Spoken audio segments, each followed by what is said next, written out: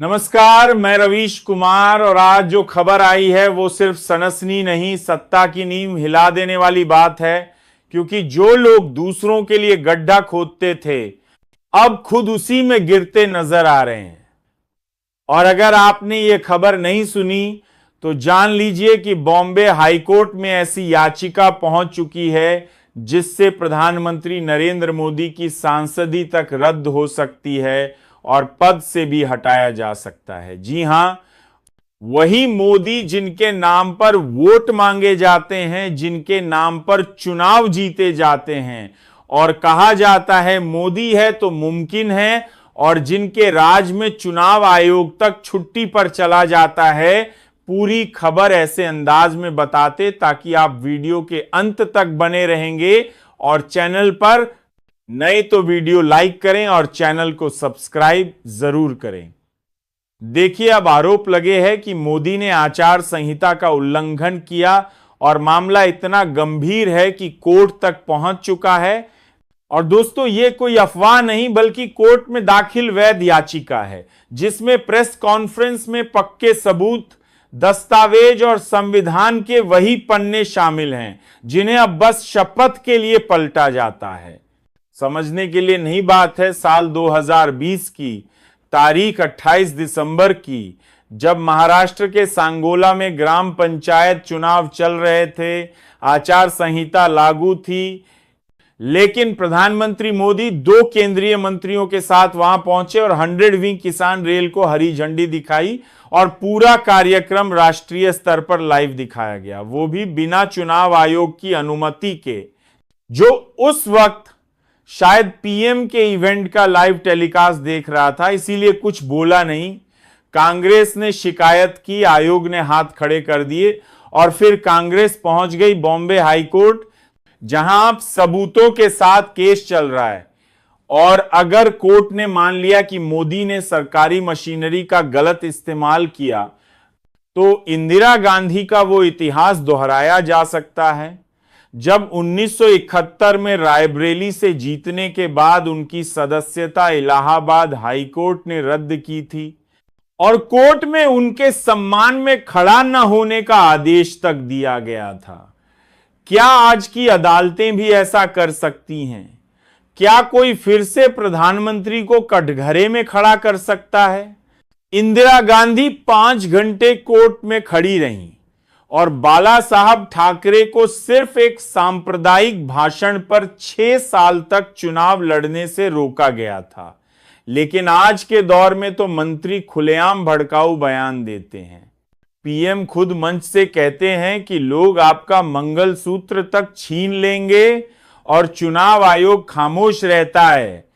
तो सवाल यह है कि जब इंदिरा गांधी और बाला साहब नहीं बचे तो मोदी क्यों बचे? कांग्रेस नेता पृथ्वीराज चौहान और प्रफुल्ल कदम ने प्रेस कॉन्फ्रेंस में यही सवाल उठाया है। उन्होंने कहा कि सबूत अब अदालत में रखे जा चुके हैं और अगर नियम बराबरी से लागू हुए तो मोदी की सांसदी पर तलवार लटक रही है। संघ को भी ये बात समझ में आ रही है, क्योंकि तीसरा कार्यकाल, बढ़ती उम्र और घटती चमक ने अब उन्हें विकल्प सोचने पर मजबूर कर दिया है। बॉम्बे हाईकोर्ट में कांग्रेस ने साफ तौर पर आरोप लगाया है कि मोदी ने सांगोला दौरे में सरकारी तंत्र का दुरुपयोग करते हुए प्रचार किया। कार्यक्रम का खर्च सरकारी पैसे से हुआ और उस दिन जब ग्राम पंचायत के लिए मतदान हो रहा था, पीएम का चेहरा टीवी पर चमक रहा था। अब आप खुद सोचिए, क्या यही लोकतंत्र है? क्या यही निष्पक्ष चुनाव हैं? और सबसे अहम बात, जब राहुल गांधी ने संसद में एक उद्योगपति का नाम लिया तो उनकी सदस्यता तुरंत छीन ली गई, लेकिन जब पीएम पर गंभीर आरोप लगते हैं तो सब चुप हो जाते हैं। सुप्रीम कोर्ट से लेकर चुनाव आयोग तक सबके कान बंद हो जाते हैं। कांग्रेस ने बताया कि पीएमओ ने इस इवेंट की वीडियो क्लिप्स को सरकारी उपलब्धि बताकर प्रचारित किया और पीआईबी ने इसे ट्वीट किया। अब यह प्रचार है या निजी ब्रांडिंग? और फिर चुनाव आयोग की चुप्पी, पहले कहा देखते हैं, फिर कहा सुनते हैं और अंत में बोले मामला खारिज कर दिया। लेकिन अब जब अदालत में बात पहुंच गई है तो सरकार के वकील पसीना पोंछते नजर आ रहे हैं। कोर्ट ने माना है कि मामला सुनवाई के लायक है और आगे की तारीख तय हो गई है। यानी सत्ता की कुर्सी अब डगमगाने लगी है और जिन्हें हिसाब देने की आदत नहीं थी वो अब अदालत में हिसाब देने की कगार पर हैं।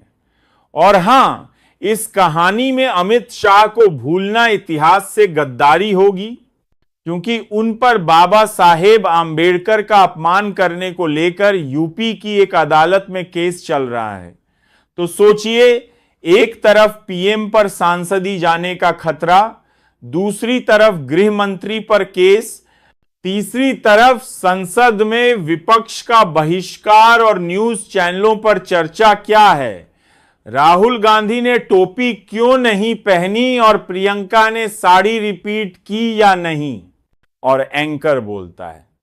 चलिए अब देखते हैं मोदी जी की नई वंदे भारत। तो सवाल यह है कि क्या कोई जज फिर वही हिम्मत दिखाएगा जो जज जगमोहन सिन्हा ने दिखाई थी? क्या पीएम कोर्ट में खड़ा होगा या फिर ये नियम सिर्फ विपक्ष के लिए हैं? अगर आप आज सोशल मीडिया पर नरेंद्र मोदी डिस्क्वालिफाइड सर्च करेंगे तो हजारों ट्वीट्स दिखेंगे। लोग जानना चाहते हैं, क्या आचार संहिता सिर्फ दिखावा है? क्या पीएम की सदस्यता सिर्फ एक रिवाज है? और संघ में भी अब हलचल है, क्योंकि मोदी अब वोट कैश नहीं फ्रेमड फोटो बनते जा रहे हैं। तीसरा कार्यकाल 75 की उम्र और घटता प्रभाव संघ को अब एक सॉफ्ट एग्जिट प्लान खोजने पर मजबूर कर रहा है। तो निगाहें अब बॉम्बे हाईकोर्ट पर टिकी हैं। अगले 2 हफ्ते बेहद अहम हैं और अगर दस्तावेजों को कोर्ट ने मान लिया तो 2024 का यह कार्यकाल मोदी का आखिरी नहीं बल्कि अधूरा साबित हो सकता है, क्योंकि यहां फैसले वोटों से नहीं सबूतों से होते हैं। तो बताइए, क्या प्रधानमंत्री को भी वही न्याय मिलना चाहिए जो एक आम उम्मीदवार को मिलता है, या फिर उनका पद कानून से ऊपर हो गया है? अपनी राय नीचे कमेंट में जरूर लिखें। और अब असली मोड़ यहां से शुरू होता है, क्योंकि यह मामला सिर्फ मोदी या उनकी सांसदी तक सीमित नहीं रह गया है। यह सवाल है उस पूरे सिस्टम पर जो अब तक सिर्फ विपक्षी नेताओं को निशाना बनाता रहा और सत्ता पक्ष को छूट देता रहा। सवाल यह भी है कि क्या भारत के लोकतंत्र में अब भी इतनी ताकत है कि वह प्रधानमंत्री जैसे शक्तिशाली पद को कानून के कटघरे में खड़ा कर सके, या फिर यह पद अब एक अघोषित प्रतिरक्षा कवच बन चुका है जिसमें कोई आरोप घुस ही नहीं सकता। सोचिए, जब सुप्रीम कोर्ट में केवल 2 लाइन बोलने पर राहुल गांधी की सांसदी चली जाती है और एक व्यक्ति जिसे देश का प्रधानमंत्री कहा जाता है उसके खिलाफ जब कोर्ट में पक्के दस्तावेज, सबूत, गवाह और वीडियो मौजूद हो, तब भी सिस्टम की आत्मा मौन क्यों है? क्या इसलिए कि मोदी अब किसी पार्टी का नहीं बल्कि एक ब्रांड बन चुके हैं और यह ब्रांड इतना मजबूत कर दिया गया है कि उस पर सवाल पूछना राष्ट्र विरोधी घोषित कर दिया जाता है? लेकिन अब जब अदालत का दरवाजा खुल चुका है तो यह सिर्फ एक कानूनी लड़ाई नहीं बल्कि लोकतंत्र की आत्मा को फिर से जीवित करने की कोशिश है। क्योंकि अगर इस मामले में निष्पक्ष फैसला नहीं हुआ तो देश का हर आम नागरिक यही समझेगा कि कानून सिर्फ उनके लिए है जो सत्ता में नहीं है, और इसी वजह से यह केस अब महज एक कानूनी प्रक्रिया नहीं बल्कि लोकतंत्र का टेस्ट बन चुका है। कांग्रेस ने अब पूरी ताकत से बॉम्बे हाईकोर्ट में दस्तावेज रख दिए हैं और कोर्ट ने सुनवाई शुरू भी कर दी है, जिससे सरकार की बेचैनी अब कैमरे की फ्लैश में साफ नजर आने लगी है। इधर संघ के गलियारों में भी हलचल है, क्योंकि अगर कोर्ट ने सदस्यता रद्द कर दी तो भाजपा के पास 2024 के आखिरी 2 साल चलाने के लिए नया चेहरा ढूंढना पड़ेगा।